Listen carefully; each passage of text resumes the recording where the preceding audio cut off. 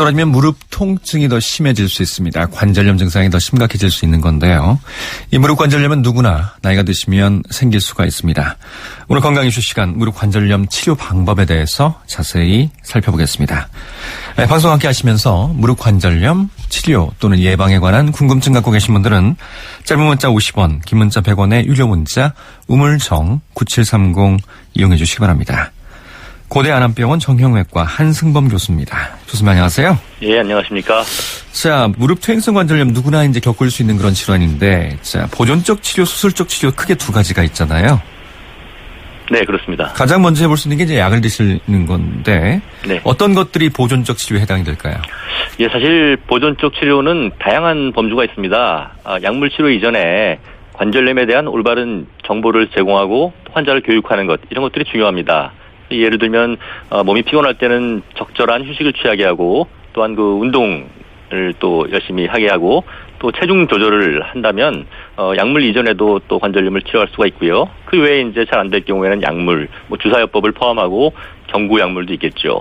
뭐 또한 물리치료요법 이런 것들이 다 보존적 치료의 방법들입니다. 초기에는 물론 약을 드실 텐데 약을 드시면 또 뭐 속쓰림 때문에 좀 힘들어하는 분들도 계시고요. 이 네. 약이라는 게 어떤 약이고 이 약을 복용함으로써 기대할 수 있는 게 어떤 건가요? 예. 사실 그 관절염 치료에서 특히 보존적 치료에서 약물은 굉장히 그 주 치료이고요. 그 효과는 상당히 신뢰할 만합니다. 그렇지만 이제 물론 부작용도 있죠. 기대 효과는 이 소염제입니다, 주로. 비스테로이드성 네. 소염제라고 부르죠. 그 몸속에 있는 염증 기전에 작용해서 염증의 진행을 막는 것이 이제 그 관절염 약들의 주 진행 기전이고요. 그것 때문에 염증이 가라앉고 또한 그 동반된 통증이 가라앉는 것이 주 작용 기전이죠. 근데 이제 단점이 비스테로이드성 소염제가 위장관 점막을 보호하는 기능을 약간 방해하는 그런 작용이 있습니다. 이것 때문에 이제 흔히 속쓰림을 호소하게 되고 또 뭐 심하신 분들은 위궤양까지 생기는 경우도 있기 때문에 조심을 하셔야 되고요. 최근에는 이런 부작용들이 작은 약들이 많이 개발돼서 또 많이 사용하고 있습니다. 퇴행성 관절염이 말 그대로 퇴행성이잖아요. 네. 그럼 약을 복용한다고 그래서 그 진행 과정이나 이런 걸 좀 멈출 수 있는 겁니까? 예.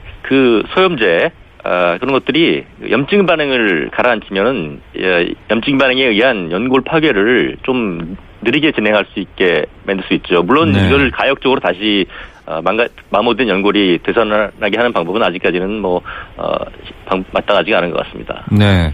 자, 무릎 관절염에서 통증은 왜 나타나는지요? 이게 무릎 연골이 보통 닳아서 그렇다라고 표현을 하지만 이 허리 디스크 같은 경우도 뭐 디스크가 튀어나와서 누르는 것도 있지만 거기서 염증 반응이 나타난다면서요? 네. 그렇습니다. 무릎 관절염도 마찬가지인 건가요? 그렇습니다. 사실은 연골 자체에는 통증 수용체, 통증을 느끼는 신경이 없습니다. 연골에는 신경을 느끼는 그런 게 없군요. 통증을 느끼는 신경이 없습니다. 그래서 아픈 통증은 대개는 연골 마모돼서 생기는 염증 반응 때문에 관절을 싸고 있는 활액막이나 이런 주위 조직들의 염증이 일어나서 통증을 느끼는 것으로 되어 있죠. 그렇기 때문에 이제 약물, 그러니까 염증을 가라앉히는 약을 먹으면, 소염제를 먹으면 통증이 완화되는 효과가 있다 그런 말씀이네요. 네, 그렇습니다. 예. 근데 이제 약으로 아무리 해도 또 진행이 되면 잘 안 되는 경우가 있잖아요. 네네. 관절염이 진행되는 경우에. 네, 그렇습니다. 그러면 시도해 볼 수 있는 여러 가지 주사 치료 방법들이 있던데 어떤 것들이 있는지 좀 설명을 좀 해주시죠. 여러 가지 주사요법을 약이 안 들을 경우에 수술 이전에 시도를 해볼 수가 있죠. 그래서 여러 가지 주사약을 예를 들면은 대표적인 게 히알루론산 그래가지고 끈적끈적한 관절 연골에 있는 성분을 주사해서 관절에게 점도를 좀 높여서 쉽게 말하면 윤활유를 집어넣어 준다고 생각하시면 되겠습니다. 네, 그런 거가 있고요. 또한 스테로이드가 급한 경우에 염증이 아주 심해서 통증이 극심하거나 물이 아주 많이 찰 때 국소적으로 사용해 볼 수가 있는데 역시 장기적으로는 나쁜 영향을 미칠 수 있기 때문에 주의를 해야 되겠죠. 하나하나 좀 여쭤볼게요. 자세히. 네네. 히알루론산은 관절액 성분입니까? 관절 연골에 들어있는 성분입니다, 사실은. 관절 연골을 이루는 성분이군요. 성분입니다. 예. 그렇다면 어떤 분한테 시도해 볼 수 있고 또 효과는 어느 정도고 얼마나 지속되는지 또 얼마나 자주 사용할 수 있는 건지 자세히 알려주십시오. 약물 치료에 잘 반응하지 경구 약물 치료에 잘 반응하지 않는 분들한테 사용하는데요. 이 효과는 그렇게 획기적인 효과가 나타나는 그런 약제는 아닙니다. 이게 오히려 약물보다 먹는 약에 비해서 효과가 미미할 수도 있습니다. 그렇지만 대개는 약물과 함께 네. 보조적으로 사용을 하게 되고요. 우리가 이걸 좀 점성이 있는 성분을 보충해주는 그런 기능을 하신다고 보시면 되고요. 네. 이 약제에 또 소염작용이 약간 있습니다. 소염작용도 좀 있군요. 근데 이제 그 기간은 제형에 따라 다양합니다. 보통 한 일주일에 1회 맞는 것부터 해가지고 일주일에 1회씩 한 3회 정도 맞는 약제가 있고요. 네. 최근에는 그 고분자량 히알루론산이 나와가지고 그런 것들은 뭐 한 6개월에 한 번 맞는 제형도 있고요. 네. 다양한 제형이 있고요. 이것은 뭐 여러 번 반복해서 맞아도 큰 문제를 일으키지는 않는 걸로 알려져 있습니다. 그렇다면 뭐 많이 진행된 경우에는 별로 효과가 없겠네요. 그렇습니다. 네. 뭐 많이 진행된 경우에 연골이 다 닳아져서 그 밑에 있는 연골 밑에 있는 뼈가 노출된 경우 이런 경우에는 뭐 큰 효과가 없겠죠, 당연히. 네. 아까 이제 급하다, 좀 통증이 심각하고 염증이 심하다, 붓는다 그런 데는 스테로이드 주사도 사용을 하신다고 그랬잖아요. 네네. 뭐 많은 청취자분들이 알고 계실 거예요. 스테로이드가 이제 부작용이 있다 그러니까. 그렇습니다. 또 필요한 경우에는 그래도 놔야 되지 않습니까? 네네. 1년에 몇 번 정도나 가능한지. 1년에요? 네. 바람직하게는 최소한 6개월 정도의 간격은 떼어야 되고요. 1년에 2번이네요. 그러면. 예, 2번이죠. 그렇죠. 네. 그리고 급해도 3개월은 떼어야 됩니다. 뭐 아무리 좀 급해도 3개월 정도. 왜 4번. 네. 예. 왜 그러냐면요. 네. 이게 이제 전신적으로는 아시다시피 우리 몸의 부신이라는 기관에서 스테로이드를 만드는데요. 네. 이걸 장기적으로 먹게 되면은 부신이 일을 안 하게 되죠. 밖에서 넣어주니까. 그래서 그것 때문에 뭐 얼굴도 붓고 살도 찌고 뭐 여러 가지 뭐 다양한 기관에 말썽을 부리는 건 잘 알려져 있고요. 네. 또한 그 관절 연골 자체에도 연골의 세포를 나쁜 영향을 미칩니다. 그래서 장기적으로는 관절 연골에는 좋지 않은 걸로 되어 있고요. 경구용 스테로이드는 뭐 퇴행성 관절염에서는 하지 않는 것으로 되어 있습니다. 그렇군요. 자, 우리 청취자분들 질문이 좀 올라와 있었어요. 67세시고 남성인지 여성인지 말씀 안 했는데 아마 여성분 같은데요. 네. 걸을 때는 괜찮은데 계단 오를 때 무릎이 아프시다고 하시네요. 아, 예. 그러면 이거는 관절염의 가능성이 좀 있는 건가요? 되게요. 그 정도 연세면은 퇴행성 관절염이 아직 오진 않았을 거고요. 네. 성질을 걸 땐 괜찮은데 계단을 오르내릴 때 아프다는 거는 대부분은 우리 무릎 앞에 동그란 뼈가 있죠. 슬개골이라고. 67세신데요? 67세요? 67세. 67세가 아니라 제가 잘못 알아들었습니다. 67세도 뭐 마찬가지입니다. 걸을 때 괜찮고 계단 오를 때 아플 때는 대개 슬개골, 뒤에 있는 슬개골 연골에 문제가 있는 경우가 흔히 있습니다. 예, 그러면 이제. 퇴행성 관절염과는 다른 건가요? 아닙니다. 퇴행성 관절염의 뭐 일부이죠. 그러니까 슬개골을 주로 침범한 퇴행성 관절염이 될 수 있고요. 더 진행되면 이제 우리 허벅지뼈랑 종아리뼈가 만나는 슬관절에 이제 말썽이 생기게 되겠죠. 그러니까 초기 관절염 증상일 가능성이 있다 이런 말씀이시죠? 네, 그렇습니다. 67세면 전문의랑 상담하시는 것이 필요할 것 같습니다. 60세 남성이신데 이분도 이제 계단 오르기가 좀 힘들다고 하시네요. 네네. 무릎 쪽에 근육 통증이 좀 심하고요. 네. 남성분들도 이렇게 이제 퇴행성 관절염이 올 수가 있죠. 네, 물론입니다. 뭐 여성보다 훨씬 덜하지만 무릎 관절염이 뭐 당연히 올 수가 있죠. 네. 반드시 검사를 받아보셔야 됩니다. 자, 연세는 말씀 안 하셨는데 어쩌다 한 번씩 무릎이 좀 시큰거리고 아픈데 이런 상태에서는 실내 자전거가 더 좋을까요? 아니면 걷기가 더 좋을까요? 하는 질문이세요? 둘 다 좋은 운동이긴 한데요.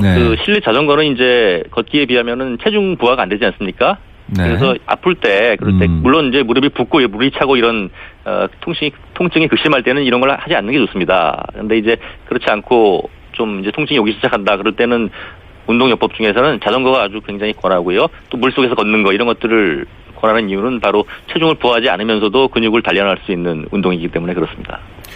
자, 이제 여러 가지 치료를 받아도 좀 효과가 없고 그런 경우에 뭐 마지막으로는 뭐 수술을 권유하기도 하잖아요. 그렇습니다. 예. 주로 이제 인공관절 수술을 고민하게 되는데 어떤 기준으로 좀 선택을 해야 될까요? 일단 인공관절은 최후의 방법입니다. 이런 많은 약물 치료나 지금까지 말씀드린 보존적 요법에 전혀 반응이 없을 때 하는 방법이고요. 아프다고만 하는 것은 아닙니다. 그래서 기능 장애, 통증, 그다음에 엑스레이에서 방사선선 쪽으로도 연골이 다 마모돼서 뼈가 노출된 경우 이럴 때 이제 선택을 하게 되는 방법이죠. 네. 그러면 뭐 환자가 원하면 할 수 있는 거예요? 그렇지 않습니다. 그렇지 않다. 어떤 분들 오셔가지고 무릎이 너무 아프다. 그런데 엑스레이를 보면 이제 초기 관절염이세요. 그런 분들은 적절하지 않은 것이요. 그런 분들을 하시면은 이 인공관절이라는 거는 관절을 이렇게 우리가 이가 썩으면 이렇게 크라운을 씌우는 것처럼 이제 금속으로 된 그런 그 인공 관절면을 씌우는 건데요.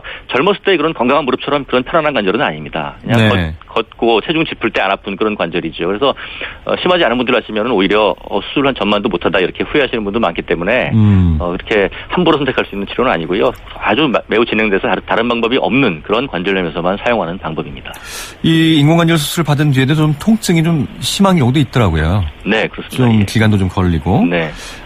수술 후에 통증 관리는 좀 어떻게 해야 될지. 예, 이게 뭐 궁금하거든요. 인공관절이라는 거는요. 오늘 수술하면 내일부터 안 아픈 그런 수술이 아닙니다. 네. 이 역시 관절을 다 열고 하는 수술이기 때문에 뼈도 많이 갈아내고요. 그렇기 때문에 수술 후에 보통 정상적으로도 3개월에서 6개월까지는 통증이 있는 것이 보통입니다. 그래서 3개월에서 이제 이것을 6개월 정도. 네. 그래서 이것을 이제 관리는 주로 이제 약물 치료가 주로 되겠습니다. 염증 반응을 가라앉히는 약물 치료, 진통제, 그다음에 보조적으로 온열요법 같은 물리치료 이런 네. 걸로 해야 되고요. 이제 뭐 무릎을 많이 구부린다든지 이런 과도한 굴곡 이런 통증을 유발하는 동작을 피하는 것을 좀 교육하는 그런 정도가 이제 수술 후 통증 관리가 되겠습니다. 보통 6개월 정도 지나면 통증은 거의 사라지게 되나요? 대부분 그렇습니다만 이제 환자에 따라서 조금 더 오래 가시는 분도 있고요. 또 이제 그 근력에 따라 차이가 많이 납니다. 수술 전에 관절염을 오래 앓으셔서 허벅지 근육이 다 이렇게 말라서 근육이 없어지신 분들은 또 통증이 훨씬 더 오래 가죠. 그런 뭐 여러 가지 요소들이 있습니다. 상태에 따라서 또 많이 다르시군요. 네, 그렇습니다. 예. 자, 4년 전 왼쪽에 무릎 인공관절 수술을 받으신 분인데 지금 네. 70세시고요. 네. 근데 요즘은 오른쪽도 무릎 통증이 심하다고 하시네요. 네. 다시 또 오른쪽을 받을 수 있는 건지 하는 질문이신데 70세시고. 예, 물론 뭐 반대편 받는 분들이 많이 있죠. 많이 있고, 있어요? 네네, 네. 많이 있습니다. 뭐 네. 관절염이라는 게 되게 양측성으로 오니까요. 그래서 그건 뭐 전문의랑 상담을 하셔서 엑스레이를 보고 연골이 많이 마모돼서 다른 방법으로 치료가 안 된다 그러면은 인공관절 고려할 수 있겠습니다. 그렇지만 뭐 먼저 아까 말씀드린 보존요법을 먼저 해보셔야 되겠죠. 네. 근데 비교적 젊은 층에서 그러니까 40세 이전이나 뭐 40세 전후로 해서 무릎에 통증이 생기는 경우가 간혹 있잖아요. 네, 뭐 많이. 이건 뭐 퇴행성이라고 보기는 힘들 텐데 네. 보통 어떤 경우가 많을까요? 제일 많은 거는요, 운동이나 뭐 요새 스포츠 활동을 많이 하지 않습니까? 네. 그러면서 생기는 무릎 안에 반월상 연골이라는 구조물이 있습니다. 반월상 연골. 예. 그러니까 반달 모양으로 생긴. 그렇습니다. 건가 이게 봐요. 섬유 연골인데요. 네. 허벅지뼈랑 종아리뼈 사이에서 이렇게 쿠션 역할, 완충 작용을 하는 그런 구조물입니다. 근데 이게 운동 중에 특히 이렇게 무릎에 비틀리는 동작이 포함된 운동에서 많이 손상됩니다. 쉽게 말하면 찢어진다는 거죠. 파열된다. 네네, 그렇게. 네네, 파열이라고 얘기를 하죠. 네. 그런 경우에 이제 통증이 젊은 나이에도 생기고 방치하면 이게 이제 관절염이 빨리 올 수 있는 그런 심각한 문제를 일으킵니다. 주위에서도 이제 젊은 분들한테 그런 경우가 있는 걸 봤는데요. 네. 그런 경우는 어떻게 치료를 해야 되나요? 뭐 파열이다 그러면. 파열 만약에 대개는 이제 MRI로 진단을 하게 되는데요. 네. 파열이다 그러면은 정도에 따라 다르지만 대부분은 수술적 치료가 필요한 경우가 많습니다. 젊은 나이에는요. 그래서 이거를 내시경, 관절경이라 그러는 내시경으로 네. 부위가 작을 때는 다듬어 낸다든지 또는 뭐 꿰매어 준다든지 그런 네. 방법으로 회복을 시켜줘야 되겠습니다. 간혹 심하면 제거하는 경우도 있더라고요. 일부분은. 그거는 다 최후의 선택이죠. 네. 어떻게 할 수가 없을 때 그럴 때는 제거하고 다른 사람에서 뗀 사체에서 뗀 연골판을 이식하거나 뭐 그런 방법도 하고 있죠. 예. 네. 57세 남성이시고 가끔 양쪽 무릎에서 뚝뚝 하는 소리가 난다고요. 네. 통증은 없다고 하시네요. 네. 이런 경우는 어떻게 해야 될까요? 예.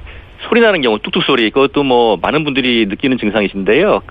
통증이 동반되지 않는다 그러면 대개는 큰 문제가 아닐 경우가 많고요. 네. 뭐 특히 또 가끔 그러신다 그러면은 그것은 대개는 뭐 걱정 안 하셔도 되는 그런 문제인 것 같습니다. 40대 후반 여성이시고 퇴행성 관절염은 아니고 무릎 연골 연화증이라는 네. 진단을 받으셨다고 그래요. 네.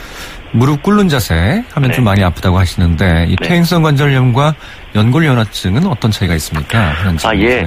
연골 연화증은 좀 다르죠. 연골 연화증은 연골의 형태는 그대로 있습니다. 네. 근데 이제 우리가 이제 내시경 같은 데서 탐침으로 눌러보면은 쑥쑥 들어가죠. 연골이 딱딱하기보다는 어느 정도의 이제 단단함을 가지고 있어야 되는데 그것이 물러진 상태입니다. 네. 그래서 이제 특히 우리가 극장 같은 데서 한 2시간 영화 보고 일어날 때 무릎 짚고 일어나게 되고 아프다 그러시고 그런 무릎 앞쪽의 통증이 주 증상이고요. 네.